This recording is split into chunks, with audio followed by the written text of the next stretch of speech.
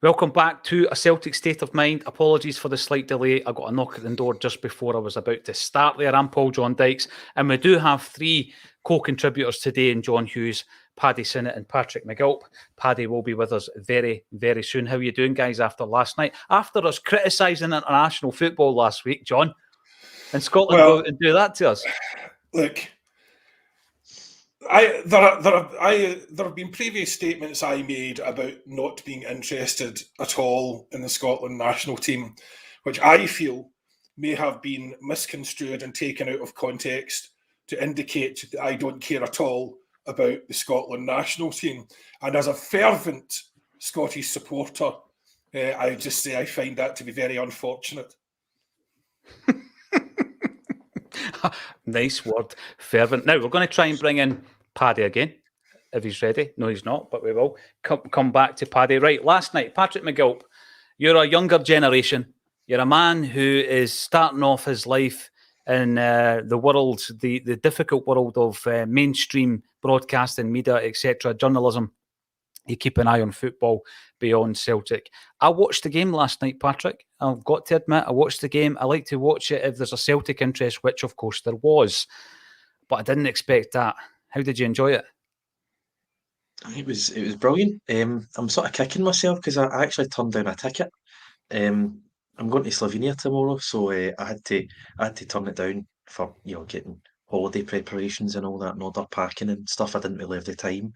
Have the Balkans not suffered enough? I found time to watch the game, and you're obviously delighted, but you're gutted that you missed it. I support Scotland. It's obviously nothing compared to Celtic, nothing at all. But obviously, want Scotland to do well. Been to a few games over the last few years. Steve Clarke's done a brilliant job, but I did never have imagined that. 2-0. That's an incredible result. And fair play to all the players, the management. The tagline today, McGregor had a magnificent game, and it certainly puts him in a great position to qualify. Yeah, definitely. Now I'm going to bring in Paddy. How you doing, pal? Are we good? That's better. It's a wee bit crackly. There's a wee bit of a crackle. Unfortunately. This is what happens. It's all tech. We're relying on tech, and now and again, there's gremlins that prevent us from getting out there 4 strong. Anyway, I was watching the Scotland game. I'm watching Callum McGregor, but we seen, as I say in the tagline, we seen that coming because we have seen, John, a player who has matured and evolved into the guy that we watch week in, week out playing for Celtic and captain in Celtic. Of course, he got his 50th cap against Cyprus. And then last night, I watched a performance that, did he look out of place in amongst the Premiership stars that he plays with now? Absolutely not. Did he look out of place against Spain?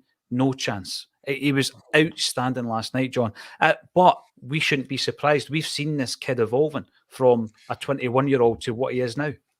Well, I again, because of this unfortunate misconstruing of my position, I actually didn't watch the game and I've only seen the highlights. But that said, I've also read a lot on McGregor this morning and the Scottish game and what the Spanish player said afterwards and how it was viewed in the Spanish press, which contradicts what that Spanish player was saying. But from what I saw of Callum McGregor, he looked superb. I mean, I saw about 15, 20 minutes of highlights and he looked very, very good. There was lots of sort of interesting performances and people who aren't, guys like Tierney, that run, he just put that boy in his backside for the goal, just scorching down the wing. But Callum McGregor, look, is he Celtic's MVP, basically, is a question you'd have to ask. Is he our most valuable player? I don't think he's underappreciated because I think nearly all the fans appreciate what he does. But everything goes through him. And that can be good or bad, because if Callum's not at the races, then that's a bad thing. But, 8 or 9 times out of 10, it's a good thing. Everything just goes through him and, he makes us tick. He is a tremendously mature player. He's a fantastic leader. He is aggressive, skillful, and has the right attitude at all times. So, I mean, you couldn't. I mean, I personally couldn't praise McGregor highly enough. If he hasn't been playing well in a Scotland jersey, I'd more be questioning how he's been deployed, as opposed to questioning the player, because Callum, I can't see him not playing well for a couple of games in a row, for instance. That's just not. That's not him. That's not the him that I know anyway. So no, he's tremendous, and of course, we've seen it coming because I suppose we see him all the time. We see the best of him, but maybe you guys can explain to me, if he's not been doing that for Scotland. Patrick, you're nodding your head there. If he's not been doing that for Scotland, why hasn't he been doing it for Scotland? Well, I would disagree. I think he has been doing it for Scotland. I don't know who's been criticising him. I'm assuming they're from They're they from support a different Glasgow team. But no, I would say, I think we went with a midfield three of, was it McGinn, Gilmore and McGregor for a while, and I think Gilmore sort of went off the boil recently, but McGregor's been brilliant for Scotland for the past 3-4 years, in my opinion, and obviously I think McTominay plays in that midfield instead of Gilmore now, and it changes every so often, but no, I would say McGregor's been a brilliant servant for Scotland, and as you say, if he's playing 8, 9 out of 10 for Celtic, 50 games a season, if he's playing poorly for Scotland for 6, then it's obviously a Scotland problem, not a McGregor problem. Absolutely, but there were, I saw a number of texts highlighted. A number of tweets highlighted last night. McGregor was apparently the worst player in the park by quite some distance. Stuff like that. That's just what you're getting. So, I did wonder. We're going to be talking a wee bit about some of the bigger subjects that we've discussed since you guys were last on Wednesday, and hopefully we can bring Paddy Sinnott in as well to join the conversation. Last night, last word on it, I thought Callum McGregor was outstanding. He said after the game that they were building towards a result like this. I think Callum himself has been building towards a performance like that at that kind of level. And Kieran Tierney, of course, was like colossal running up that left wing to make the second goal. Other Celtic links, of course, Ryan Christie, ex-player, John McGinn, we know, and his magnificent arse, it's got to be said, has always wanted to play for Celtic. Hickey and Robertson spent time at Celtic as youth players. So there is a Celtic connection there. And by the way, Stevie Clark as well, at one point did get interviewed for the Celtic job. So there's plenty of Celtic links in there. Unfortunately, we had Anthony Ralston coming back from international duty early due to the fact that he's injured. And we are going to be talking about Sunday's game coming up. A few wee concerns about injuries. That's always going to be the case during the international break. GP comes in, GP 1888. Some player that Hickey is. He is developing. 20-year-old, I think he is now. He's at Brentford. He's already spent time in Italy. And he's a player that when leaving Hearts, of course, Celtic were in for him. But again, once it comes to that point, John, when the wages of the Serie A clubs come into it, we didn't stand a chance. It wasn't that we failed to act or failed to try and sign the boy. We just didn't stand a chance. Oh, well, I mean, that's the cross we have to bear, isn't it? Essentially, we've seen from when Ange came in exactly in reality what our market is and what it's going to have to be going forward. You're going to have to be looking for extraordinary value in underappreciated markets. But we're effectively looking to buy guys where there's very little competition, or the competition is the MLS or something like that.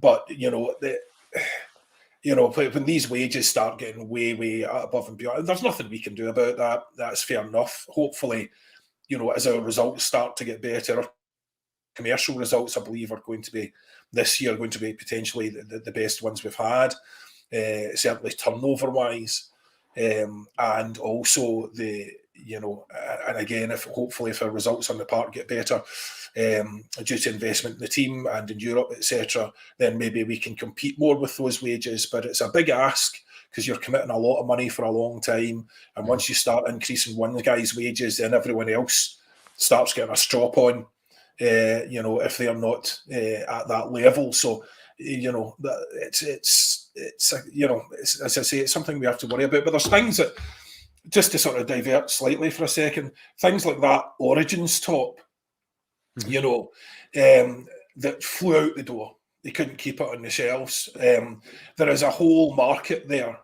especially in America, and especially if you look at, down that sort of, sort of Boston, Philly, down that sort of, Chicago, places like that. There's about 70 million of them that identify as Irish American. Now, there have been people in the club previously who didn't want us marketing the sort of Irish aspect of our background. That's not the case anymore. So Michael Nicholson and Adidas are very, very much on the same page going forward here. That's a huge potential market. And again, if you think about that Origins top, if you release, whether they know anything about Celtic or not, if you release a top like that every February in time for St. Patrick's Day, you're potentially selling a couple of million tops in America, and they might not know who Celtic are, but they know they're Irish and they want to be Irish. And if they identify as that, then it might lead on to the next question: who are Glasgow Celtic? So, there's a huge marketing opportunity there, which I believe we're only starting to see tapped, and hopefully that leads to very much increased revenue, and we see the benefits of that on the park. Yeah, I mean, I'm going to come to you, Paddy, and I hope everything's nice and clear here. But no, still a wee bit crackly. We'll give it another shot. What John was saying there in relation to the incredible figures that obviously were being discussed over the last 7 days.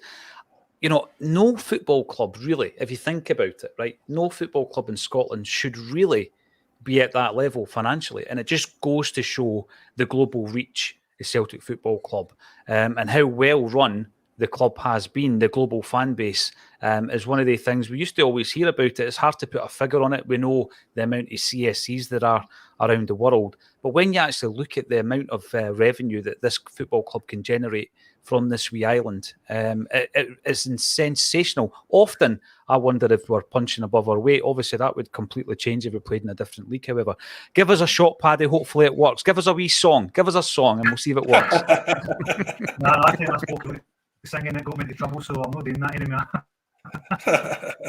There does seem to be a wee static crackle on your mic today, unfortunately, and I know you're gutted at that, and I'm gutted as well, because I wanted to talk to Paddy all about Saturday night. I finally got to meet Paddy in person, and it was fantastic, and I've got a few wee things to ask him, so hopefully we can sort that out as we move on through this. As I say, technical glitch, hopefully, but yeah, it's sensational that a club like Celtic from Scotland are able to do that. But like you say, John, you're going to have people in the States who maybe like Boston Celtics gear, for example. I've heard a lot of Americans. I remember Robert Duvall calling us the Celtics. And it's like, if they're able to attach themselves to that identity, then they will. They absolutely will do that.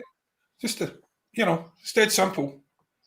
Just stick something like that on it, and Bob's your uncle. So I hope that we can definitely exploit that going forward. I think it's a huge, and I think Adidas are very, very keen to get involved in that, because I think they saw those sales going massively. I still haven't received my Sambas yet, though. And yes, that is right. I am going to be tragic Granda on holiday in May, wandering around Turkey with my Celtic Sambas on and my wee sun hat and, all the rest of it. Yes, I am that man. And I make no apology for it. Wear them with pride. Are you going to be purchasing, or have you purchased, Patrick, a pair of Celtic Sambas? I think it's that will be purchasing bracket. Get payday on Friday there, so I think that might be one in the near future.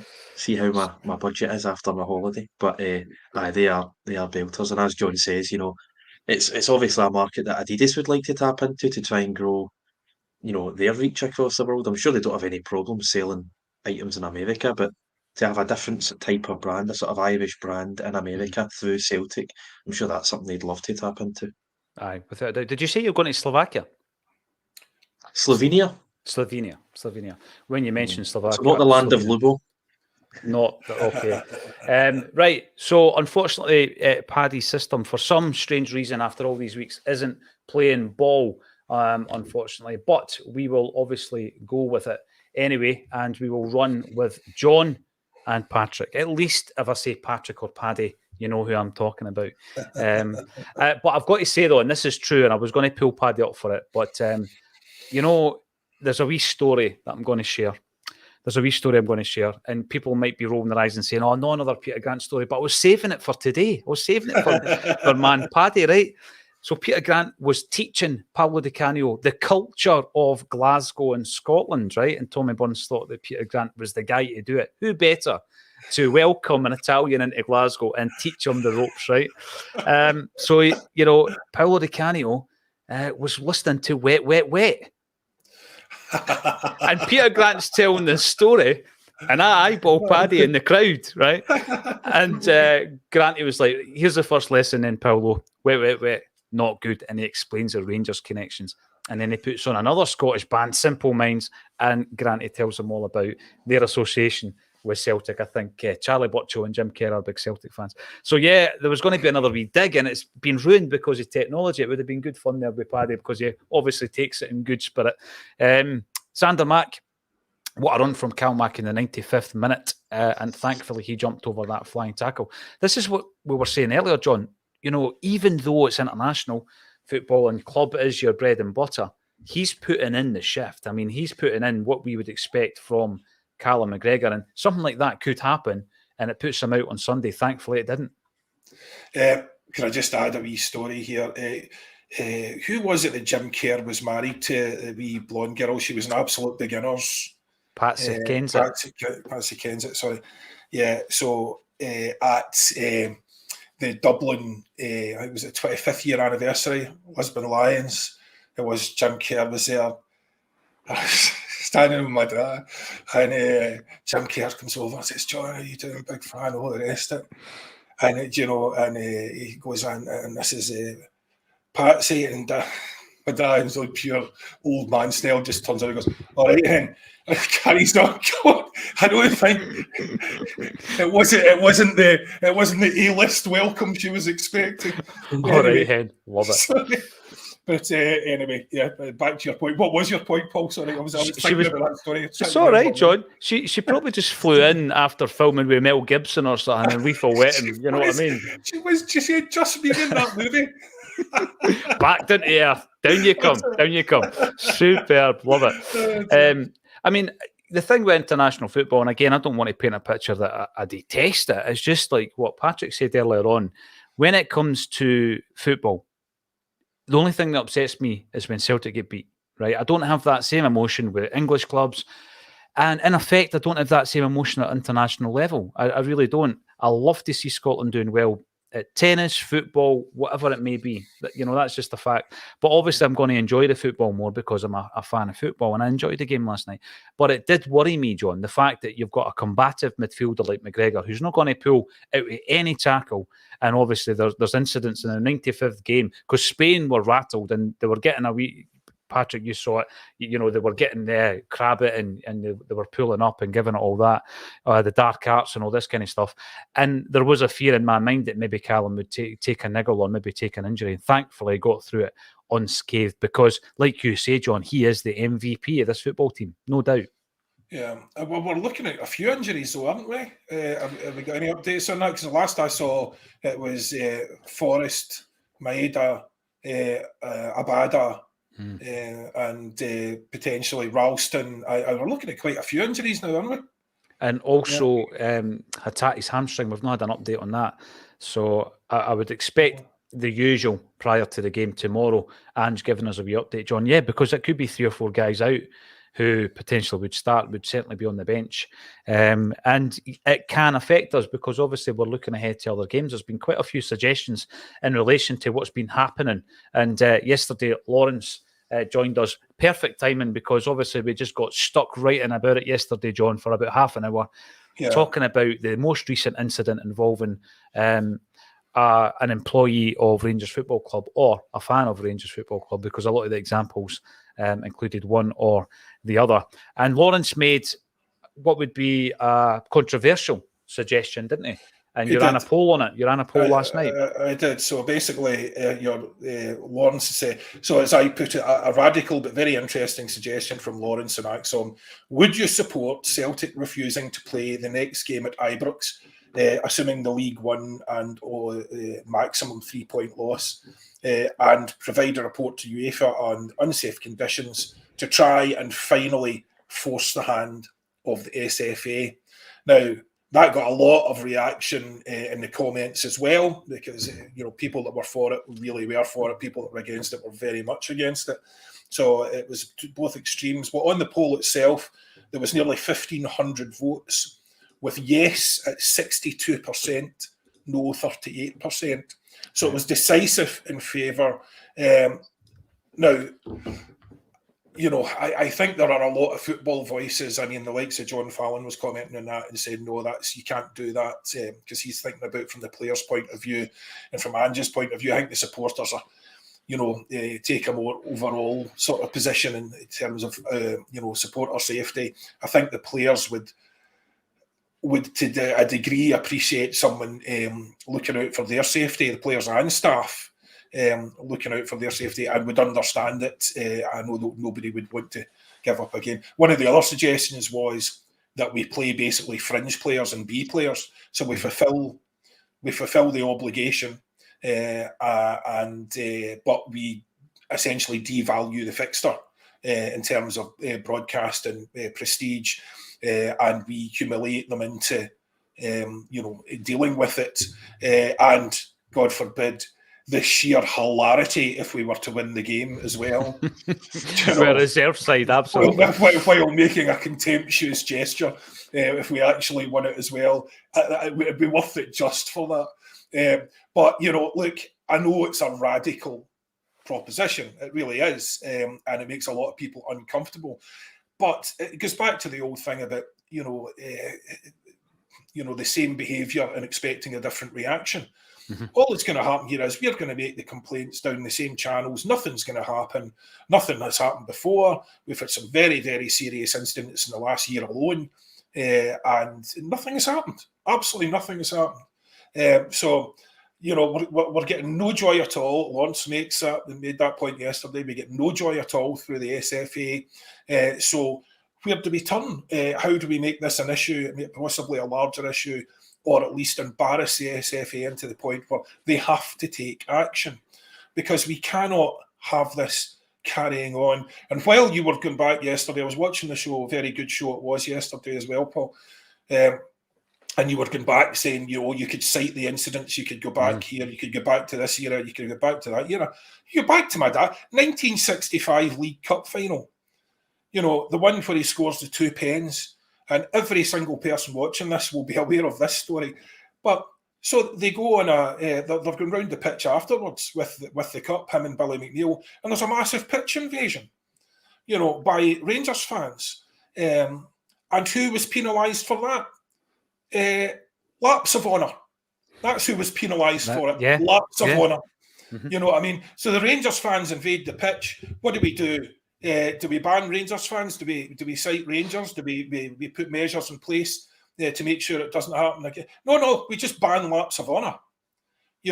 For that decade in which we were basically dominant as well. So it's you can go back as far as you want, and it's always the same club, always the same problems. And it was very much pointed out yesterday and again by Lawrence. It's not just with us either. Mm-hmm. There are other clubs that have these issues with them as well. And there's just no accountability at all. People say, if they're not accountable, they'll start behaving as if they're above the law. But they've been behaving that way since I can remember. Yeah. That's the issue, John. And it is right to highlight it, because yesterday, when we spoke about it, I felt that the points that were being made were far broader than some of the other platforms I've been watching, and I don't mean Celtic alternative platforms, I'm talking mainstream here, because they just scratch the surface. They don't go deeper in and say this is an inherent problem with one club and one set of fans. They just say, and in fact, on one occasion, ridiculously, although probably expectedly, Patrick, Alan McCoist created some kind of false equivalence between what happened at the women's game and some empty plastic cups being thrown in the direction of Steven Gerrard. You know, they've always got to try and pull Celtic and Celtic's behaviour and Celtic's fans into the argument. But that's not the case at all, is it? No, not at all. Not at all. I mean, I think just looking at the game from April, where we had a member of the coaching staff had I think it was a permanent injury, a permanent scar he's been left with, struck on the head.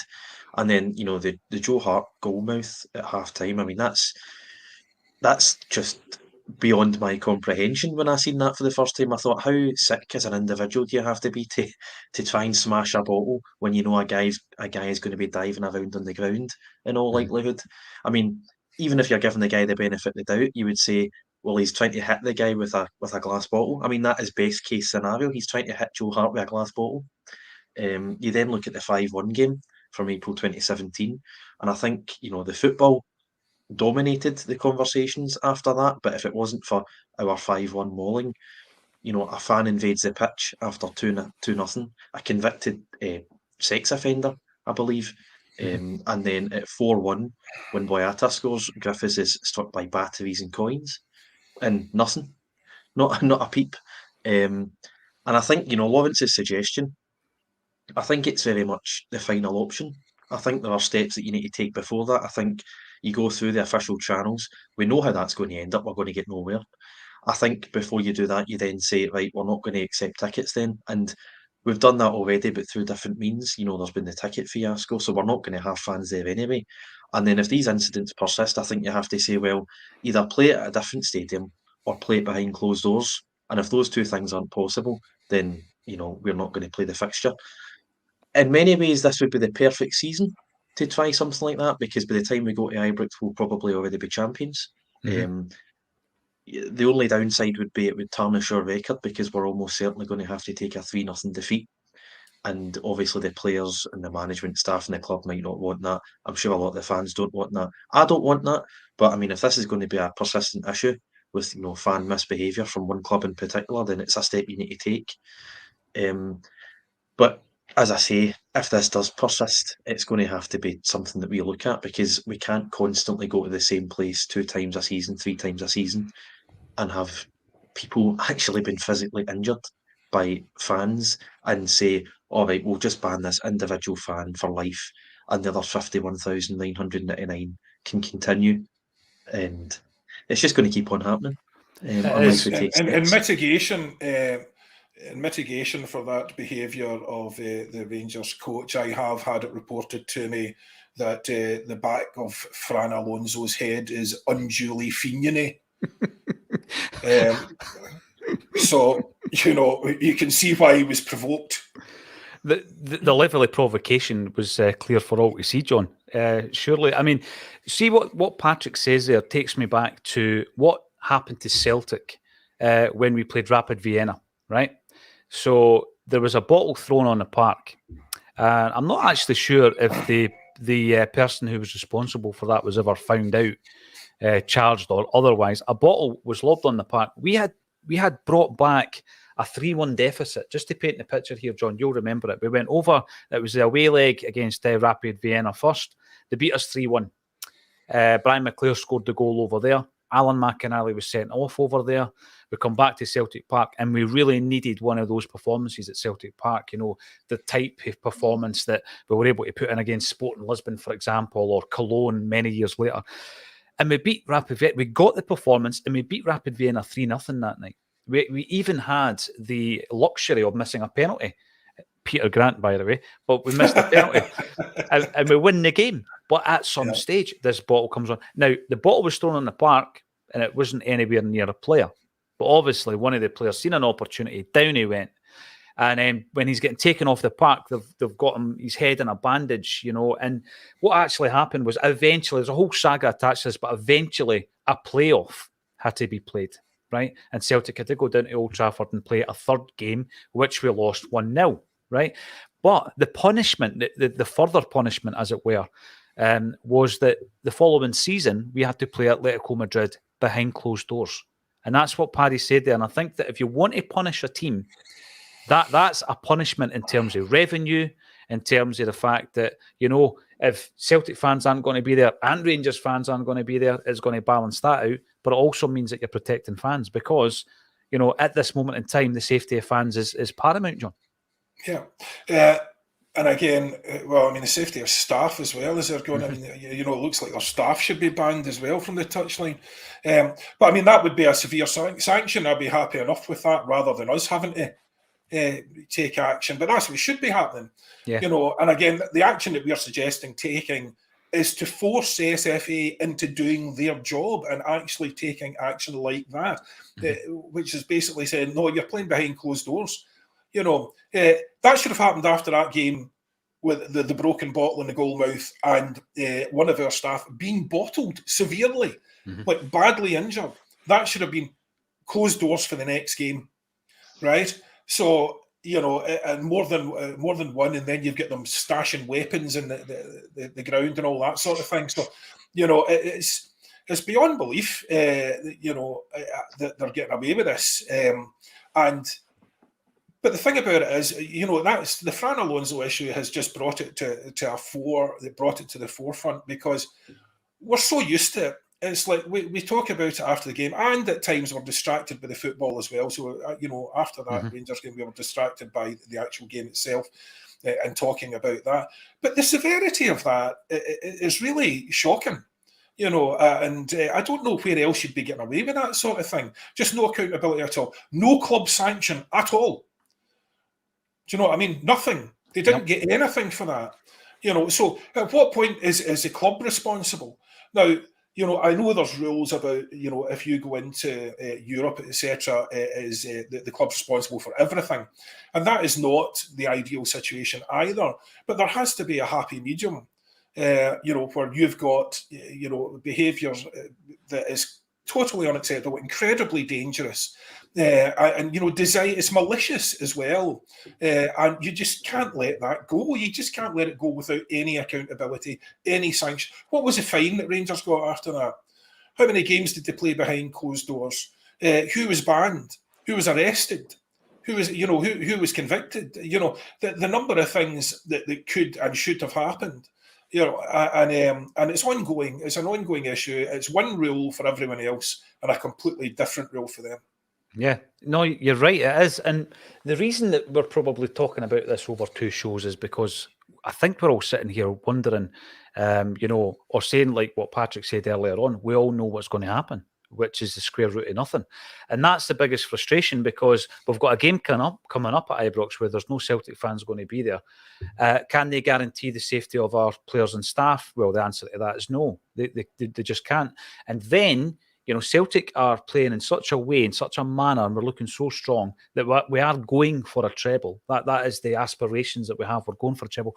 What happens if we win that treble? What is the aftermath of that? What does the implosion look like? Does it look like George Square a couple of years ago? Is that what it looks like? Because if you don't intervene, when it's possible to intervene, then you continually widen what they think is their influence and what they can do and how far they can push the envelope.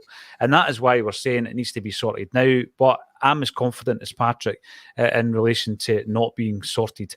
And, there are plenty of other things we need to speak about. We've got a game coming up on Sunday, for example, and there's plenty to look ahead to, and we'll be doing all of that. But I am keen to get your views on what's been happening in the world of Celtic. Stephen Sloan, what a result last night. Shame Shanklin didn't score, as that would have been a cracking goal. Porteous and Hanley get a shutout against Spain. I did think Robertson should have had a red card. There's a combative nature about this team that I'm really impressed with, and I think I've seen it with Lyndon Dykes, Robertson, Tierney, the two centre-halves. And I'm not saying they're clubbers, they're not, but they're very combative, and I don't think teams like Spain like that. And I think that was a massive part of it. Red Scotland, one of the biggest national results of my lifetime. New look Spain side or not, last night means we no longer need to fear any side in world football, thanks to Steve we have moulded a style to win. Yeah, absolutely, and we should all be happy with that. Now, do you know whose birthday it is today, John? 33 today, former Celtic striker. Finnish. Any idea? We signed him for about 2.5 million. Mika? Teemu Pukki.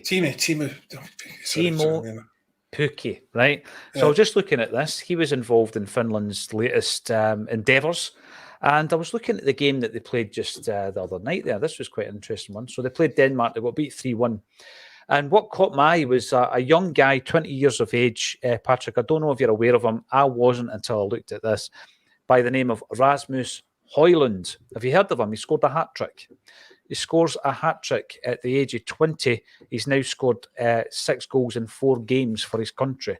And I'm thinking to myself, all right, let's have a wee look at him. So he signed for Atalanta for 17 million euros recently. But the interesting thing is, you've got Teemu Pukki playing up top for Finland. You've got this young guy playing up top for Denmark. And Pukki was at Brøndby when this youngster was coming through the ranks. But that's not where the Celtic link stops. No.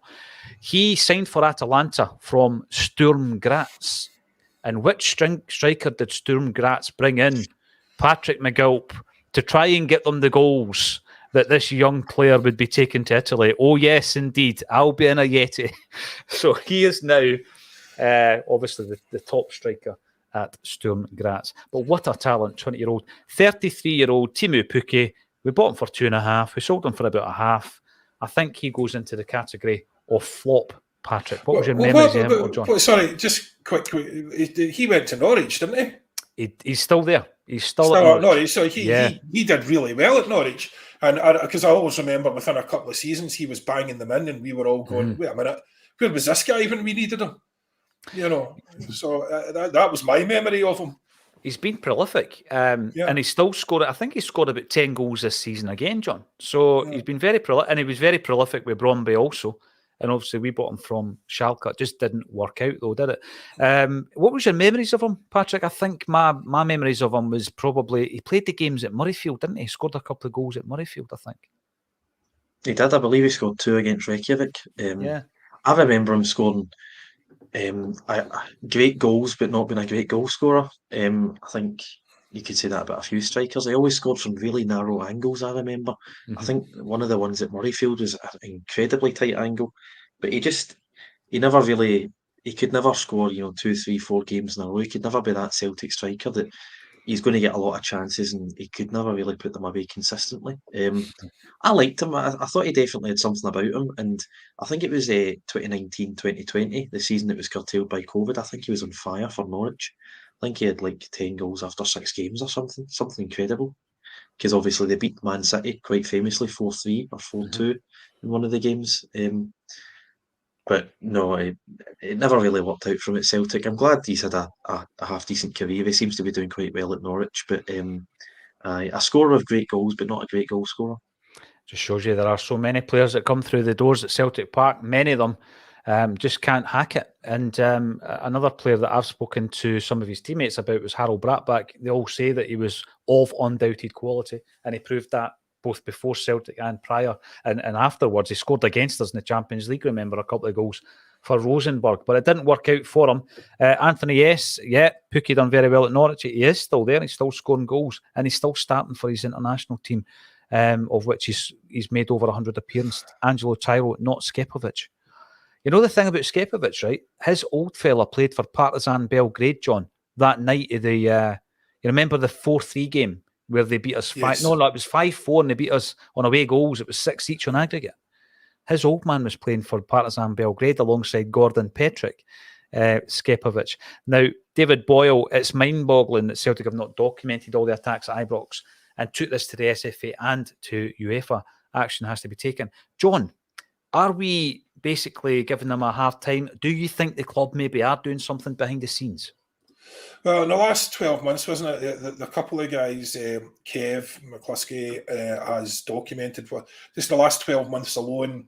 So we've had the Celtic physio hit by the bottle, Hearts goalmouth hit. We've had away fans hit with bottles and coins. We've had police confiscating weapons stored inside Ibrox. We had a Celtic manager assaulted by a Rangers coach, and that's just in the last 12 months. You have to think, based on the fact that Celtic have taken the step of not accepting tickets and because of fan safety, you have to think that these conversations are happening. I suspect what's essentially happening is Celtic are, approaching the SFA about these issues and getting absolutely nowhere. I think that would be the concern for me. And again, when you're, it's not just that them getting nowhere in terms of talking to the SFA, but it's when you're looking at the future, because there's no accountability, you're not stopping it happening again. But it was a big step. Now, for us, it seemed an obvious thing to do, not to accept those. But Celtic are a PLC first and foremost. These are serious business people first and foremost. So for them to be looking at it, in terms of purely, objectively, customer safety and customer experience, and saying this won't do, is remarkable. Is absolutely remarkable. Because if it's the stage it's at just now, which it obviously is, it's already remarkable that the Celtic have taken the action that they've taken, and quite rightly so. I don't know how many times I've said it on here. I wouldn't want to deprive anyone of a ticket to go to see a game, but I've said it countless times. That's not going to a game. That is an expedition behind enemy lines. It is deeply, deeply unsafe. They're above you. They're on both sides of you. There's no netting. There's nothing to stop anything hitting you. People are getting injured right, left and centre. God knows what else is getting thrown on you, in terms of liquids. So that is not... And despite the fact, there are guys who are going along and they are prepped for that. They are mentally ready for that. Once they get injured, that's a whole different kettle of fish. They might be prepared to accept the risk to a certain degree, and then they get smacked in the face with a bottle. And as the man said, everyone's got a plan until they get punched in the face. So that it's very much the situation where Celtic have already taken extreme steps to try and get Rangers to resolve that one particular issue, and that's just to make sure that our fans aren't herded into a pen where they can be used as target practice by whatever malevolent little feckers are basically surrounding them and using them for dart practice, and everything else. So, look, I mean, we're already at extreme measures, and that's why what Lawrence had suggested maybe doesn't seem quite as extreme to at least, as I said, 62% of people that responded to that poll. So, and that's a decent sample size as well. So, people are fed up. People are fed up with the same thing, the same results, and getting nowhere. Yeah, I think it's going to be rabid. It's going to be rabid at Ibrox for the final fixture against Rangers this season. Now, Patrick, I've got a wee comment to bring up here. And by the way, I know I've been banging on about Peter Grant and the fact he was in Dirty Den's cell and all this stuff, but there's a comment, and I'm going to bring it up, from FS. Tell listeners what the pointer said Judas's son was wearing when he met him overseas 5 years ago. Right. So this is the story. Peter Grant obviously was part of the goal that stopped the treble. He was part of that goal after Roy Aitken took a throw-in that was actually Rangers' throw-in. Bob Valentine's last game. John Brown wasn't happy with it. We break up. Grant plays a through ball. I think it's Terry Butcher that headers it. It goes up. McGee plays it in. It comes back to Stevens. He tries a pass back to Woods. Doesn't happen. Wee Joe goes in and he scores. Right? What a moment. Beautiful sunny day. And Wee Joe goes straight to the Rangers fans to celebrate, and he's kissing the air and all this. And Peter Grant grabs him by the waist. Grabs him to save his life. But anyway, Peter was saying that a few weeks before that, obviously, Judas, or Le Petit Merde, as he was called by Not The View, had been paraded by Celtic in the centenary jersey as a potential. We thought we'd signed him. Anyway, he travelled with the Celtic team for that cup final on the team bus, Peter Grant was telling us. And then Scotland played in the Rouse Cup in the summer. Peter Grant was an international at this point. He's in the squad. And McCoist and Johnston were pally, apparently. And Peter Grant, was walking towards them on this occasion whilst they were on international duty in a training camp. And McCoy says, I can't wait till next season, Granty. We are going to terrorise you, meaning him and Maurice Johnston. And Grant said, what are you talking about? You signed with Celtic. And he seen from the look on Maurice Johnston's face, something was up. And Maurice said to him, I've actually no signed. There's been an issue. Anyway, after the news broke, Peter Grant, because we know how much of a Celtic man he is, right? He refused to speak to Mo Johnson. And yeah, I can understand that. And he never spoke or seen him ever again for 5 years. 5 years later, Celtic are in America. And I think it was 94. We were in Canada, 94 pre-season, whilst the American World Cup was going on. And at that time, Johnson was over there as a coach or a manager of one of the sides that was playing in the American League. And he contacts Peter Grant and asks for a meet-up to meet him for coffee or lunch or something. You imagine that? John, I'm going to ask you first. Would you meet him? Would you have met him that day? Well, I'd have met him in a dark alley. But not particularly for a coffee. Well, no. Exactly. No, I'm afraid, my memory sucks about many things, but that's not one of them. No. I wouldn't say I'm still bitter, but, again, dark alley. Dark alley, absolutely. Well, Peter being Peter, and I said, we felt so betrayed as football fans. How did his teammates feel? Guys that had played and won and Love Street and the Scottish Cup final 85, all this stuff, and travelled with him abroad and all this kind of stuff. There's a bond there, both as a teammate and as a friend. And Peter said, I went to meet him. And he was sitting there waiting in whatever restaurant or cafe that he was in. And in walks Maurice Johnston, and he's got one of his wee boys with him. And this is where the question goes. The wee boy's wearing a Celtic strip. Mo Johnston's wee laddie was wearing the hoops, and in he comes. And Granty and Maurice spoke, I think, for about an hour about how could you do that, Anyway, let's have a wee look. I would suggest the only reason he was wearing the strip was because that's whatever he managed to nick that day. What was the story about tracksuits? There was a story about tracksuits when he was at Partick Thistle. Shoplifting a whole load of stuff or something. Dearie me. I wouldn't like to cast aspersions. Allegedly shoplifting and that sort of thing. The best thing about it at that time, we were kind of like, in the doldrums, for many a year, particularly when he signed. But you used to get your monthly dose of humour from the Not The View. They always found some way to put a smile on your face, even in the dark old days. We're coming up 12 o'clock on Sunday against Ross County. Patrick, are you going up to that game? I am not, no. I'm not. Can't get an away ticket, and I shall be in Slovenia celebrating 2 birthdays. So you will. I'll still got to watch it. Actually. Yeah, well, can I just have a wee shout out here, just skipping past Ross County, because again, I'm not going to be on next week because my daughter's getting married, and at the point that we are kicking off, I shall be walking her down the aisle. So if everyone wouldn't mind, just keep tweeting me the score.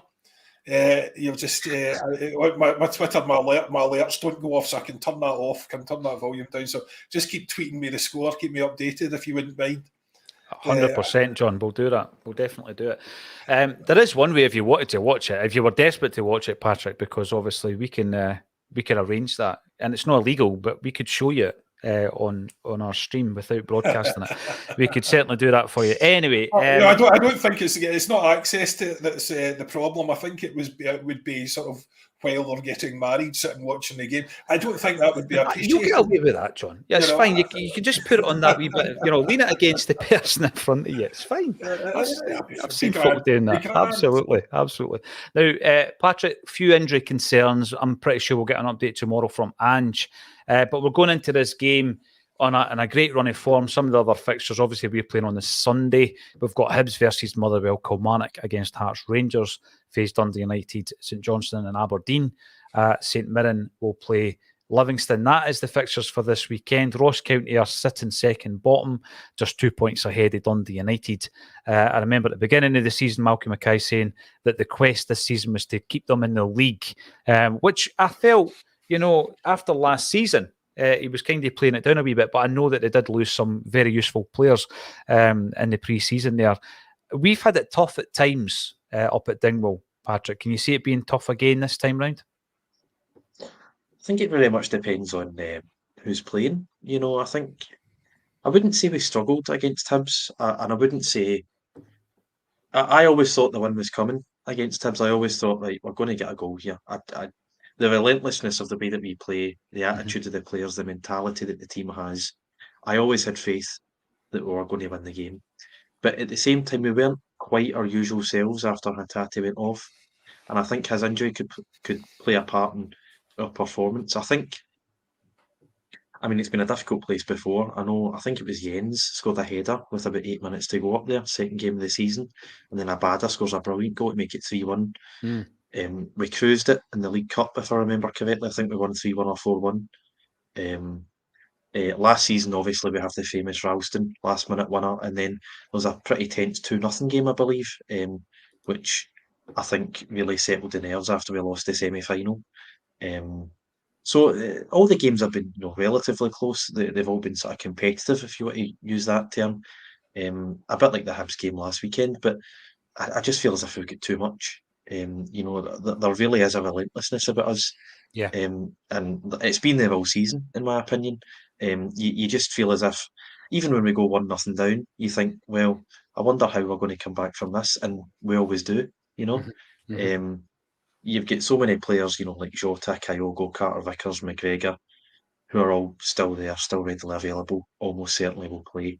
Haksabanovic has got a few goals recently.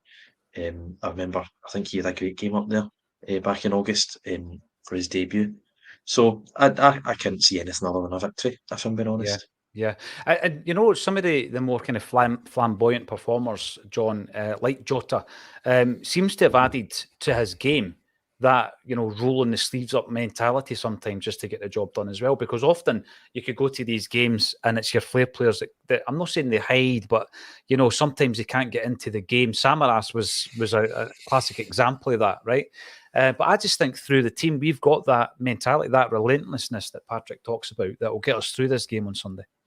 Well, as I said about Jota before, what I like about him is the courage to continue creating. So he doesn't hide. He's the opposite of that. In fact, potentially takes too much on, tries to do too much as an individual. So he's not the man for hiding. He is, I love that attitude about him. Sometimes it's not working out for us. Sometimes it's not the best thing for the team. But yeah, I love his attitude. He's not scared. He keeps on the ball. He keeps looking for the ball. He keeps seeking it out. He keeps trying to create. You can only applaud that, because the last thing you want is someone who goes into their shell when they're having a bad game, and makes no attempt. And we've seen plenty of them. Just goes off in a strop or a huff. And just hides up top. So Jota's not the man for that. The thing that does concern me about this game is just we have been in a few games now in a row, we haven't been playing that well, and we've had massive impact off the bench. So we've been maybe stuck in a wee rut for a period of the game, but nobody's panicking because we know, look, for instance, if that carries on in the second half, it comes 60 minutes, if not beforehand, we can bring a whole load of guys off the bench that shift the dynamic completely. But if there's nobody on the bench, if we've got that many injuries, if there's nobody on the bench, that's more of a problem. So I'd be quite anxious until I know what the injury report is or the final injury tally is. I'd be anxious about that. Now, have we got enough to go up there and sneak out a win, even if we don't have like a strong bench? Well, of course we have. Of course we have. But it might not be pretty and it might not be simple. But we have found the big difference this season is because we have so much quality, no matter how much they dig in, no matter how much they try and frustrate us, we always find a way eventually we always find a way because we've got too much quality, and it's coming at you in wave after wave after wave. And once you've dealt with that, then the rest of the quality comes off the bench. So, I'm concerned to see what happens, with the injury list. Can I just add in one thing for the Ross County? Just go because I wanted. This is not one I agreed with, but another poll that I ran that got a load of votes, and it's sort of relevant to this sort of thing in terms of strength and depth. So if you're thinking of the next season, if you can only improve one area with one player in preparation for a European campaign, which are you prioritising? I know there's more than one needed, but you don't have that luxury. So one player in one area, what are you prioritising? So it's goalkeeper, defence, midfield, or attack. And I obviously know what the result is, and I don't agree with it. So I'd be interested to hear what you think about that. Right. Aye, that is a very good question. And I think that if I was to go with it, I still think we're light up top. I'm going to go attack. And by the way, I think we're okay down the wings, but I just feel that through the middle, we're still short. So that's what I would prioritise. Patrick, what about yourself? Goalkeeper, definitely for me. Just looking back, I was in Germany, luckily, for the Leipzig away game, and just the ability that Celtic have to shoot ourselves in the foot away from home in Europe is just incredible. I've never known anything like it. 1-1, 60th minute. They've just had a second goal ruled out by VAR.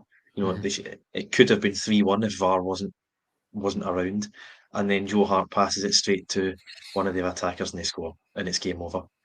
Now that's just one mistake. Ange came out and says it's the way we play. It's going to happen eventually. It's just unlucky it happened in such an important game. But I just think he's a good goalkeeper, he's a good shot stopper. I feel as if, a bit like Craig Gordon, he lacks on penalties. I'd like to see us save a few more penalties, if I'm being honest. I think, looking at probability and stuff like that, I think he probably should be saving more penalties. And then with the ball at his feet, I think there's definitely better out there. I think in terms of positions, he's behind the rest of the team and where we are in quality. So I would say goalkeeper for me, definitely. Two ends of the pitch here, John. How did it go? Yeah. How did the poll go? Well, I agree with yourself, Paul John, and Patrick is of course wrong. But the rest of the people in the poll agree with Patrick, and they're wrong as well. So it went defence 16%, midfield 8%, and obviously two areas. So attack 28%. Goalkeeper 48%, so nearly half the people agreed with Patrick, and that is 600 odd people, Patrick, and yourself. So that's 601 people who are wrong, because obviously the answer is attack, because the reason why we didn't progress in most of last year is because we didn't take our chances. And if Kyogo is off the boil, especially now if Kyogo is off the boil, who have we got? So O has still to prove himself domestically, in my view, in terms of where, if we were starting with O, who wouldn't be worried about that, even domestically at the moment, but certainly in Europe, I think we're miles away from being comfortable with O leading the line in a European game, and given how many chances we squandered and how many chances we created, it could have won us, or at least got us results in those games. For me, it's definitely up top, because we were totally reliant really on Kyogo, and he wasn't firing, and he's come onto a game later in the year, a much better game later in the year, and that's great for us domestically. But our options were very limited, and they're even more limited now in that, and again, very much, Paul John, as you say, I'm not talking about the wings. We're talking about, through the middle, who's your main striker. And for me, at the moment, I would absolutely not be happy with, because if Kyogo get injured, we'd be starting O.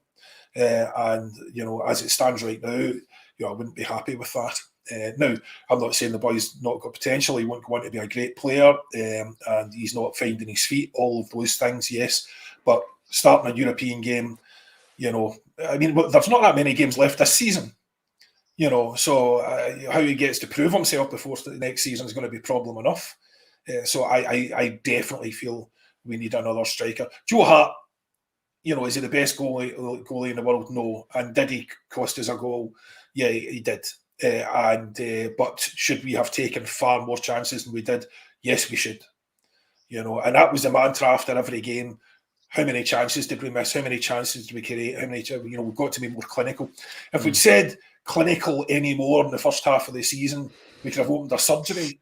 Do you know what I mean? It was just clinical this, clinical that. You think you're in getting checks, but and again, I haven't had one in a while. But anyway, that